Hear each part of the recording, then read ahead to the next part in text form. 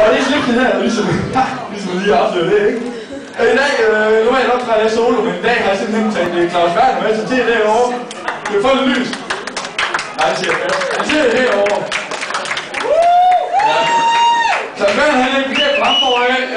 Jeg selv kom fra Aalborg. Og vi har... det er faktisk det show, vi skal spille for i aften. Det er faktisk, om ikke premiere, så i hvert fald det her kommer efter premiere. Det er ikke her, ikke? Ja, det er ikke her. Det var ikke en ret prøve, det er før premiere, og så kommer der jo så efter premiere. Ja, efter premiere kalder det i hvert fald. Claus Werner, hvordan går det med... Er du klar eller her for Tyskland? Claus Werner? Jeg har tabt selv lidt.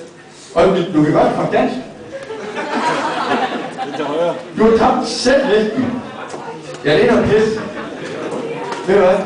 Sætlisten er der. Den skal jo på en kuvert. Nej, hvor kom den fra? Nå ja. Premieren, den var ude i Rønne forsamlingshus. Der kom 17 mennesker. Og der var faktisk en fra Italien dernede, så det var virkelig lidt internationalt. Og jeg kan bare lige sige, hvis der er nogle internationale her, så kan vi lige prøve at få oversat.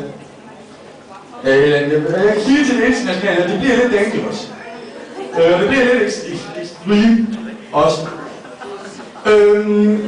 Men jeg har lidt et problem, fordi jeg kan ikke springe rundt her og spille på det instrument, som vi nu skal spille på, når mikrofonen ikke er trådløs. Tak for det, lille mand.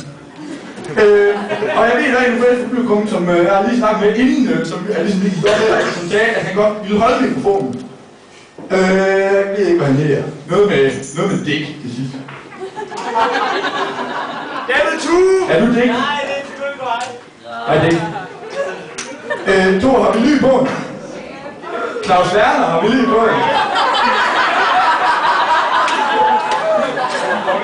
Ja, det er ham, som er stolt af reklamerne. Men jeg kan sige, at Claus Werner har lyd på.